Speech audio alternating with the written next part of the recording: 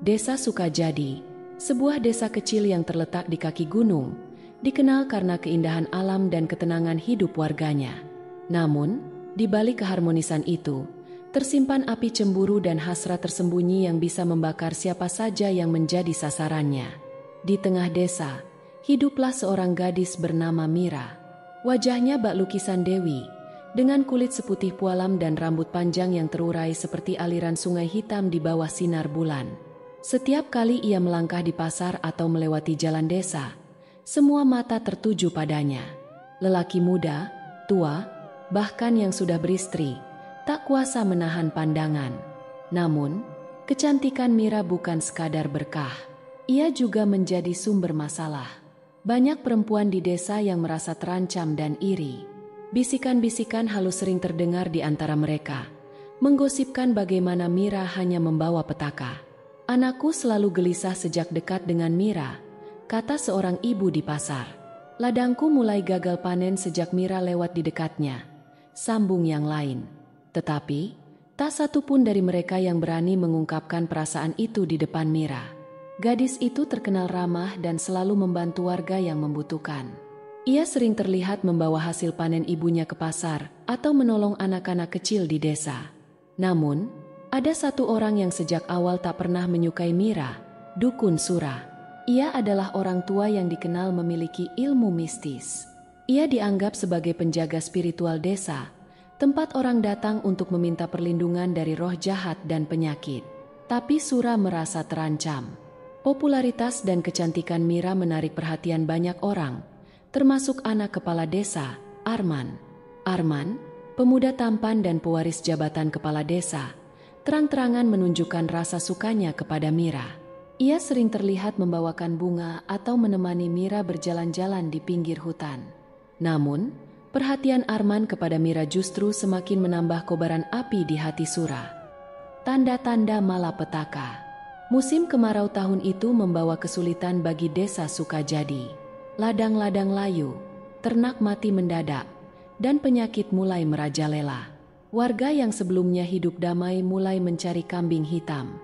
Suatu hari, saat matahari tenggelam di balik gunung, seekor sapi milik kepala desa ditemukan mati dengan bekas cakaran besar di tubuhnya. Warga berkerumun, berbisik-bisik ketakutan. "Kita sedang dikutuk," kata salah seorang warga. "Ada siluman di antara kita," tambah yang lain. Ketika malam tiba, suara aneh mulai terdengar dari hutan. Seperti tangisan panjang, lirih namun jelas terdengar hingga ke tengah desa. Orang-orang berkumpul di rumah kepala desa, meminta perlindungan dan petunjuk. Dukun Sura berdiri di tengah kerumunan. Tongkat kayunya menghantam tanah berkali-kali. "Aku tahu siapa yang membawa malapetaka ini," ucapnya. Suaranya berat dan penuh keyakinan. "Siluman telah menjelma menjadi manusia dan ia berada di dekat kita."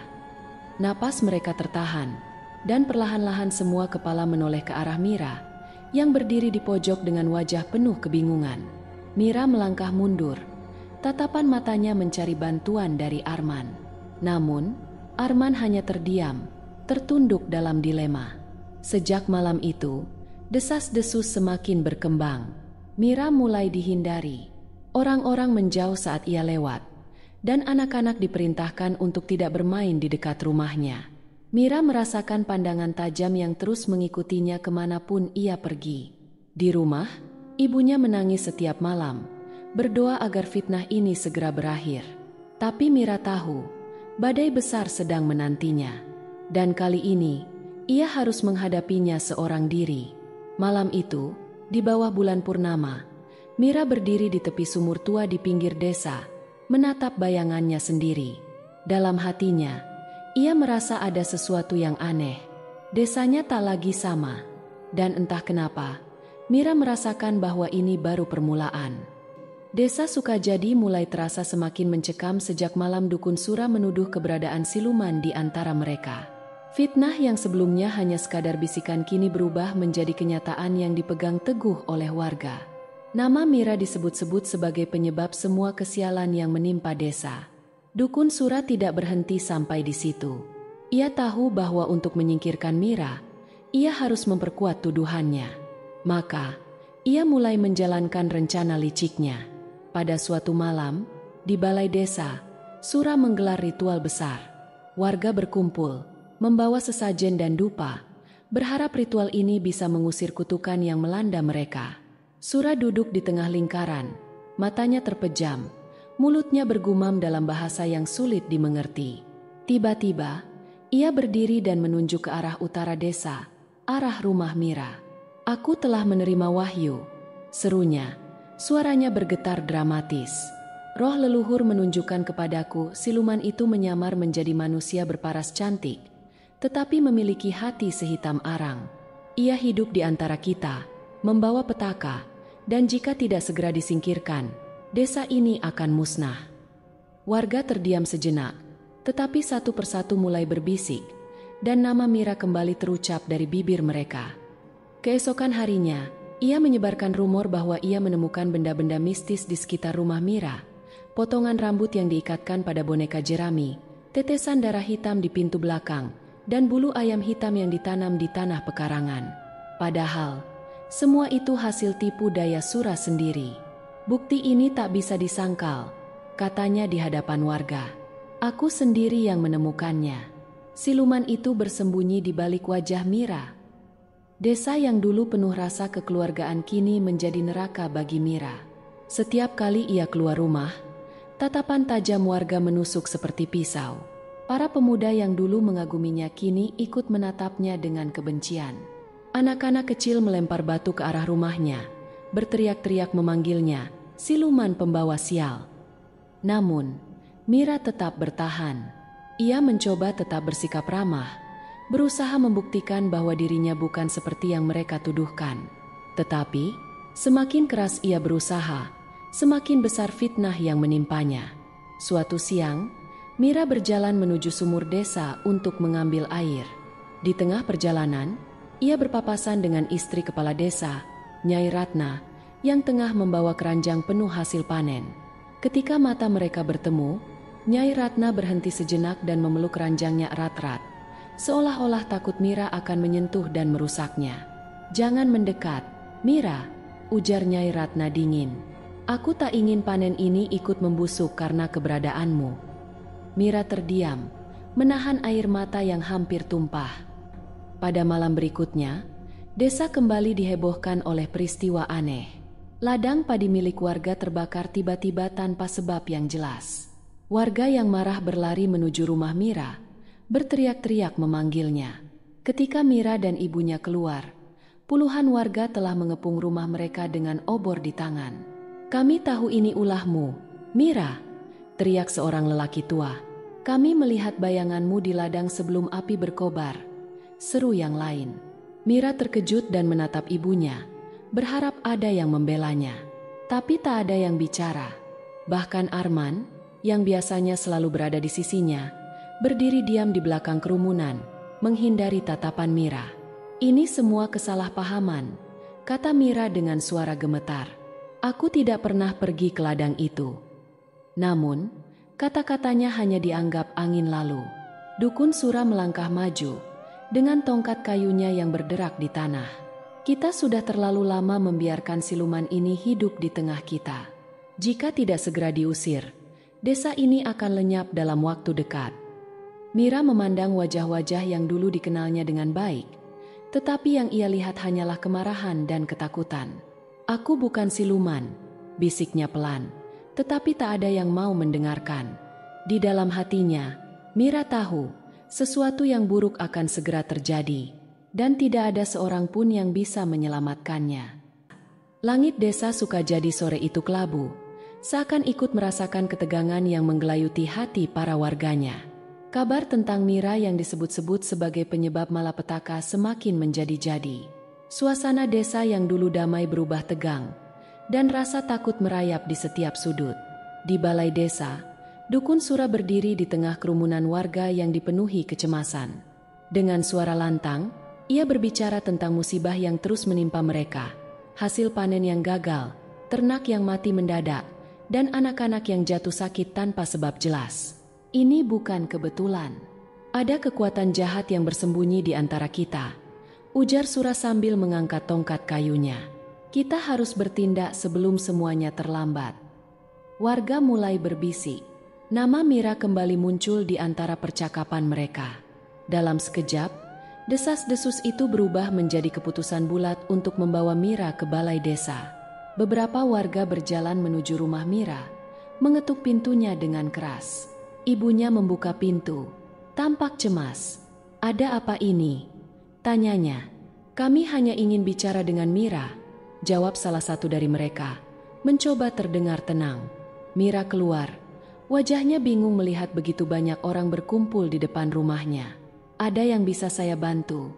tanyanya pelan. Seorang lelaki tua melangkah maju. "Mira, kami ingin kau datang ke balai desa. Ada sesuatu yang harus dibicarakan." Mira menatap ibunya sesaat sebelum mengangguk dan mengikuti mereka. Di balai desa, warga telah berkumpul. Mira berdiri di tengah, merasa seperti diadili.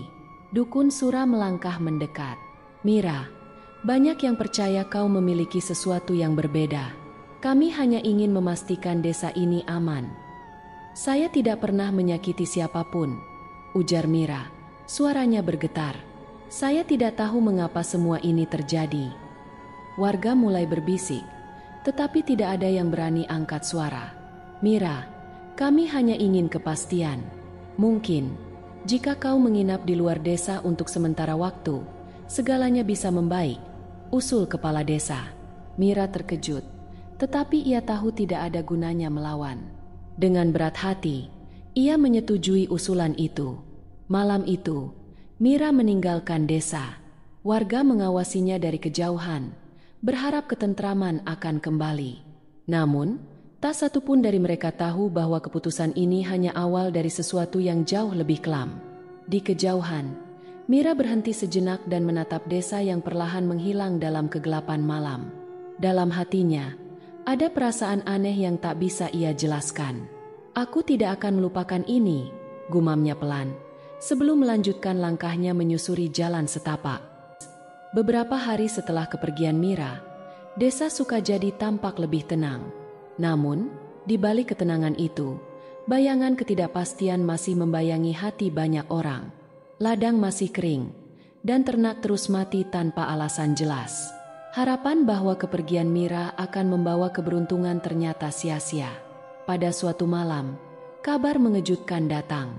Mira ditemukan di tepi hutan dalam keadaan lemah dan terluka. Seorang petani yang tengah memeriksa perangkapnya melihat gadis itu tergeletak di bawah pohon besar. Tubuhnya dipenuhi goresan dan pakaian lusuh. Mira dibawa kembali ke desa dalam kondisi setengah sadar. Ibunya menangis melihat kondisi putrinya. Namun warga hanya memandang dengan ekspresi datar. "Kau seharusnya tidak kembali," bisik seseorang di tengah kerumunan. Mira tidak mengatakan apa-apa. Tatapan matanya kosong, seolah-olah jiwanya telah pergi meninggalkan tubuhnya. "Kita harus melakukan sesuatu. Keadaan desa tidak membaik," ujar seorang warga dengan nada cemas. Dukun Sura, yang berdiri di dekat kepala desa, mengangguk pelan. "Mungkin ini adalah tanda. Sesuatu harus diselesaikan malam ini juga." Malam itu, warga berkumpul di alun-alun desa. Mereka membawa obor dan berdiri dalam lingkaran besar. Mira, yang masih lemah, dipaksa berdiri di tengah lingkaran. Ibunya memohon kepada kepala desa untuk menghentikan ini, tetapi tak seorang pun mendengarkan. "Kami tidak ingin ini terjadi, Mira, tapi demi kebaikan semua, kami harus melakukannya," ujar kepala desa dengan suara berat. "Saya tidak pernah berbuat salah. Saya bukan penyebab bencana ini," suara Mira lirih, nyaris tak terdengar. Namun, warga sudah terlanjur percaya pada apa yang mereka anggap sebagai kebenaran. Perlahan, api obor mendekat ke arah Mira. "Tolong jangan lakukan ini," lirih Mira sekali lagi, menatap wajah-wajah yang dulu mengaguminya. Api semakin dekat, dan malam yang sunyi itu dipenuhi suara tangisan dan teriakan. Di kejauhan, angin berhembus membawa suara yang menggema di seluruh desa. Sebelum tubuhnya benar-benar tak bernyawa, Mira menatap dukun Sura dan kepala desa dengan tajam. Dengan suara bergetar, ia berbisik, "Aku akan kembali dan kalian semua akan merasakan apa yang telah kalian lakukan." Setelah malam itu, desa Sukajadi kembali sunyi. Namun, ketenangan itu tidak bertahan lama. Penduduk desa mulai merasakan kehadiran yang tak terlihat. Angin malam terasa lebih dingin, dan suara aneh sering terdengar di sudut desa. Mira telah pergi, tetapi arwahnya tetap tinggal. Dan sumpah yang ia ucapkan malam itu menjadi awal dari teror yang belum pernah mereka bayangkan. Seminggu setelah kematian tragis Mira, desa Sukajadi mulai diliputi ketakutan yang tak terjelaskan. Malam-malam terasa lebih panjang, dan setiap suara di kegelapan terasa bagaikan bisikan dari dunia lain. Penduduk desa mulai melaporkan kejadian aneh. Lampu-lampu minyak di rumah mereka berkedip dan padam tanpa sebab. Suara langkah kaki terdengar di atap rumah, tetapi ketika mereka memeriksa, tidak ada siapapun di sana. Beberapa warga bahkan mengaku melihat bayangan samar berdiri di dekat sumur tua tempat Mira sering duduk sendirian. Dukun Sura, yang selama ini merasa memiliki kendali atas desa, mulai merasakan sesuatu yang janggal. Dalam mimpinya, ia sering melihat Mira berdiri di depan rumahnya, menatap dengan wajah pucat dan mata merah menyala. Ini hanya perasaan bersalah, pikirnya setiap kali terbangun dengan tubuh basah oleh keringat. Namun, ketakutan itu perlahan menjadi nyata. Pada suatu malam, suara tangisan terdengar dari tepi hutan. Seorang pemuda yang kebetulan melintas mengira itu adalah suara gadis desa yang tersesat. Dengan membawa obor, ia mendekati sumber suara. "Siapa di sana?" panggilnya, tetapi tidak ada jawaban. Saat ia melangkah lebih dekat, ia melihat sosok berdiri di antara pepohonan. Rambut panjang tergerai menutupi wajahnya, dan pakaiannya terlihat compang-camping seperti terbakar. Pemuda itu berteriak dan menjatuhkan obornya sebelum berlari kembali ke desa. Keesokan paginya, tubuh pemuda itu ditemukan di dekat hutan dalam keadaan kaku, dengan wajah dipenuhi ekspresi ketakutan. Dia melihat sesuatu di hutan, bisik warga, dan rumor tentang arwah Mira yang bangkit mulai menyebar luas. Setiap malam berikutnya, satu persatu warga yang terlibat dalam penghakiman Mira mulai mengalami hal serupa. Beberapa mendengar suara bisikan memanggil nama mereka, sementara yang lain merasa seolah-olah seseorang mengawasi mereka dari bayang-bayang. Dukun Sura merasa ketakutan luar biasa ketika mendapati seekor burung gagak mati di depan pintu rumahnya.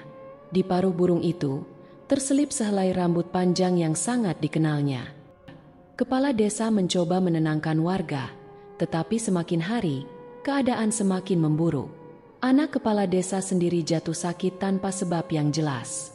Tubuhnya panas tinggi dan ia terus mengigau, menyebut nama Mira berulang kali. Malam-malam desa Sukajadi kini menjadi kutukan. Setiap suara angin yang berhembus membawa ketakutan mendalam. Warga menutup rapat jendela dan pintu mereka setiap senja tiba, berharap arwah Mira tidak menghampiri mereka. Namun, mereka semua tahu, teror baru saja dimulai. Malam-malam di desa Sukajadi kini diselimuti ketegangan. Setiap kali matahari terbenam, suasana berubah menjadi mencekam. Desa yang biasanya ramai dengan suara tawa dan obrolan, kini sunyi senyap. Tak ada yang berani keluar rumah setelah gelap, bahkan hanya untuk mengambil air di sumur. Warga desa mulai merasa bahwa arwah Mira semakin sering menampakkan diri. Sosoknya terlihat di berbagai tempat, di tepi sawah, berdiri di sudut jalan, atau sekadar melintas di halaman rumah. Namun, yang paling menakutkan adalah suara tangis lirih yang kerap terdengar dari arah hutan, menyerupai malam saat Mira ditemukan kembali. Suatu malam, Pak Karta, salah satu tetua desa, mendengar suara ketukan di pintu rumahnya. Ketukan itu terdengar pelan, seakan seseorang dengan tangan lemah tengah meminta masuk. "Siapa di luar?" tanya Pak Karta dengan suara bergetar. Ketukan itu berlanjut, semakin keras dan cepat. Ketika Pak Karta akhirnya memberanikan diri mengintip melalui celah jendela, tubuhnya langsung lemas. Di depan rumahnya, Mira berdiri dengan wajah pucat dan mata memerah menatap tajam ke arahnya. Tubuhnya dibalut gaun lusuh dan sobek yang masih terlihat bekas terbakar. Pak Karta langsung menutup tirai dan mundur ke belakang, berdoa dalam hati. Namun, suara ketukan itu terus berlanjut hingga menjelang pagi. Ketika matahari terbit, sosok Mira menghilang, meninggalkan jejak kaki hangus di tanah depan rumahnya. Kejadian ini bukan satu-satunya. Malam berikutnya, keluarga Pak Rono yang tinggal dekat ladang juga mengalami kejadian serupa. Mereka mendengar suara langkah kaki di atap rumah, seolah seseorang berjalan mengelilingi atap sambil bergumam pelan. Ketika Pak Rono memberanikan diri keluar rumah untuk memeriksa, ia hanya menemukan bunga melati yang berserakan di depan pintu.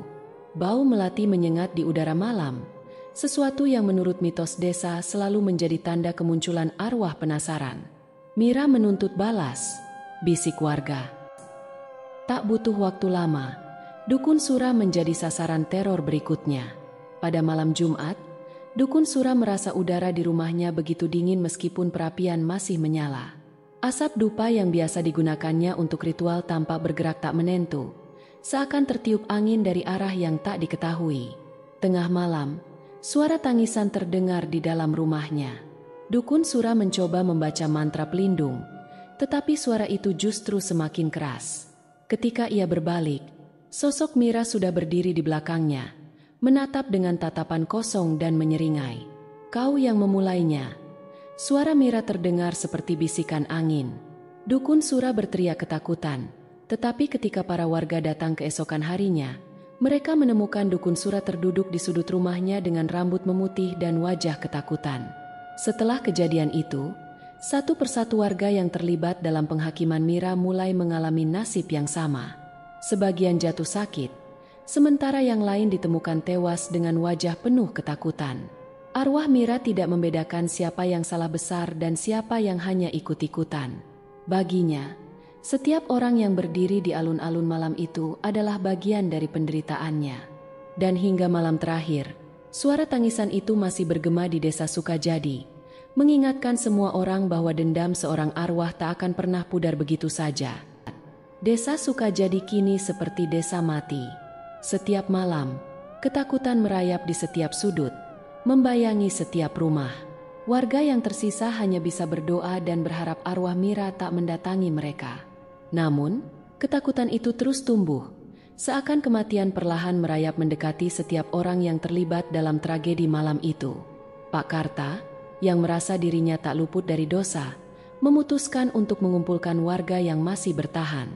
Mereka berkumpul di balai desa, tempat yang dulu menjadi saksi penghakiman keji terhadap Mira.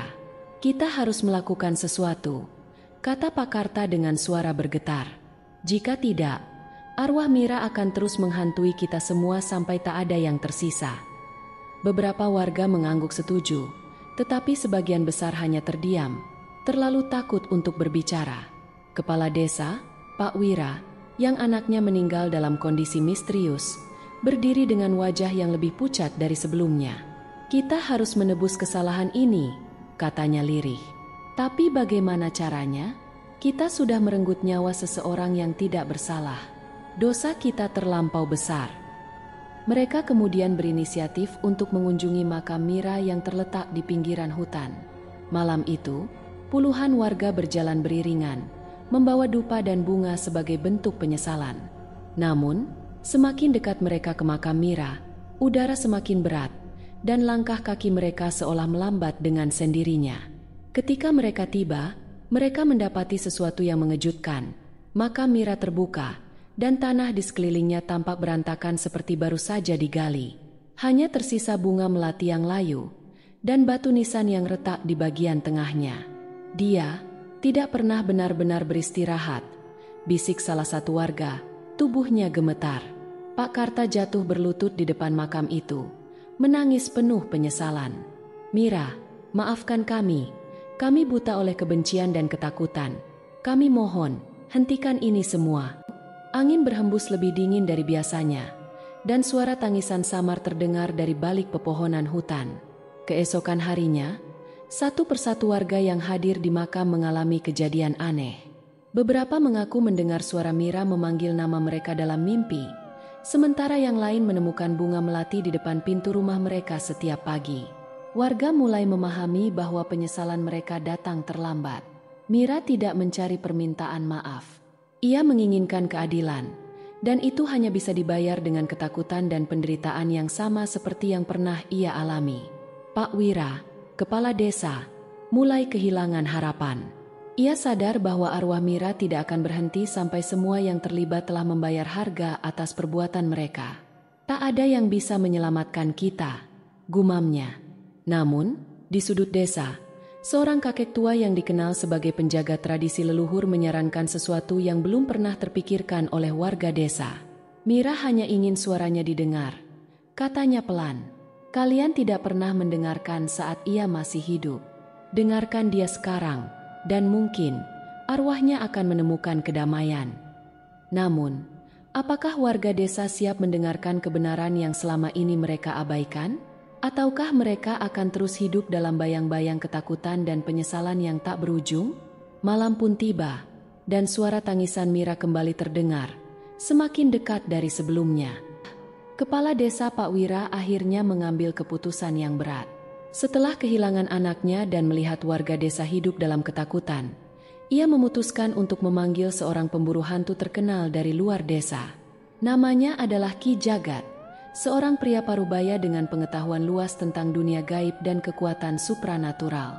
Ki Jagat tiba menjelang senja, mengenakan jubah hitam panjang dan membawa tongkat kayu bertuah yang konon mampu menenangkan arwah gentayangan. Sorot matanya tajam, seakan bisa menembus gelapnya malam. "Aku mendengar cerita tentang Mira," ucap Ki Jagat setelah mendengarkan penjelasan warga di balai desa. Arwahnya terikat oleh dendam yang dalam. "Ini bukan hal yang mudah, tapi aku akan mencoba." Malam itu, Ki Jagat memulai ritualnya. Ia berdiri di tengah alun-alun desa, tempat di mana Mira dulu dihakimi. Lilin-lilin kecil dinyalakan di sekelilingnya, dan dupa berbau menyengat mengepul ke udara malam. Warga desa hanya bisa mengamati dari kejauhan, tak berani mendekat. "Mira, jika kau mendengar, aku di sini untuk membebaskanmu," seru Ki Jagat dengan suara yang bergema di tengah malam. Angin malam tiba-tiba bertiup kencang, memadamkan beberapa lilin. Udara menjadi dingin, dan suara lirih tangisan Mira mulai terdengar. Dari sudut alun-alun, samar-samar sosok Mira muncul, berdiri dengan gaun putih lusuh dan rambut panjang yang menutupi sebagian wajahnya. Suara Mira terdengar menggetarkan. "Aku hanya menginginkan keadilan." Ki Jagat tetap tenang. "Keadilan macam apa yang kau cari, Mira? Apakah kau ingin menghancurkan seluruh desa ini?" Mata merah menyala milik Mira menatap tajam. "Mereka harus merasakan penderitaanku." Ki Jagat menghela napas panjang. "Dendam tak akan membawa kedamaian. Jika kau terus begini, arwahmu tak akan pernah menemukan tempat untuk beristirahat." Namun, tiba-tiba, lilin-lilin yang tersisa padam seluruhnya. Warga desa berteriak ketakutan saat angin berhembus semakin kencang. Sosok Mira menghilang dalam kegelapan, tapi suara langkah kakinya terdengar mendekat, seakan mengitari mereka semua. "Dia semakin kuat," bisik Pak Karta yang bersembunyi di balik pilar balai desa. Ki Jagat membuka kantong kecil berisi garam dan melemparkannya ke tanah, membentuk lingkaran perlindungan. Ia kemudian mulai melantunkan mantra, berharap bisa memutus ikatan Mira dengan dunia ini. Namun, sesuatu yang tak terduga terjadi. Dari balik gelapnya malam, suara tawa halus terdengar. Bukan suara Mira, tapi suara lain yang lebih dalam dan menyeramkan. "Kau tidak akan bisa memisahkannya, karena akulah yang membawanya kembali." Suara itu berasal dari Dukun Sura, yang tiba-tiba muncul dari kegelapan dengan wajah penuh luka dan mata kosong. Pak Wira berteriak kaget. "Apa yang kau lakukan?" Dukun Sura tersenyum dingin. "Aku ingin mereka semua membayar, dan aku akan memastikan arwah Mira tetap di sini selamanya." Ki Jagat segera menyadari bahwa arwah Mira tidak bangkit dengan sendirinya. Seseorang telah memanggilnya kembali, dan orang itu adalah Dukun Sura. "Jadi kau yang mengikat arwahnya dengan dunia ini," ucap Ki Jagat tajam. "Kau membangkitkan dendam yang seharusnya tak pernah ada." Mira tiba-tiba muncul di belakang Dukun Sura, namun kali ini tatapannya kosong. Ia seperti dikendalikan oleh kekuatan lain. "Kau pikir aku akan melepaskan kendali ini begitu saja?" Sura tertawa dingin. "Dia adalah alatku, dan kalian semua akan menjadi korban." Ki Jagat mempersiapkan diri. Pertarungan mistis baru saja dimulai, dan desa Sukajadi kini menjadi medan pertempuran antara kekuatan Dukun Sura dan upaya Ki Jagat untuk membebaskan arwah Mira. Namun, di antara dua kekuatan itu, arwah Mira sendiri mulai menyadari sesuatu. Sesuatu yang perlahan membuka kebenaran tentang siapa yang benar-benar bertanggung jawab atas penderitaannya. Kisah Mira adalah cerminan betapa prasangka dan ketidakadilan dapat menciptakan luka yang tak hanya menghantui mereka yang menjadi korban, tetapi juga mereka yang melakukannya. Ketika dendam dan penyesalan bersinggungan, desa Sukajadi menjadi saksi bahwa kebenaran tak pernah bisa sepenuhnya disembunyikan, dan keadilan memiliki caranya sendiri untuk terungkap. Kini, bayang-bayang masa lalu telah pergi, namun jejaknya tetap tertinggal sebagai pengingat bahwa setiap tindakan, sekecil apapun, memiliki konsekuensi. Arwah Mira telah menemukan ketenangannya, dan desa pun mulai membangun kembali dari reruntuhan ketakutan dan dosa. Namun, bisikan angin malam di Sukajadi masih menyimpan cerita bahwa mereka yang menyakiti dengan keji akan selalu menghadapi keadilan, entah di dunia ini atau di tempat lain.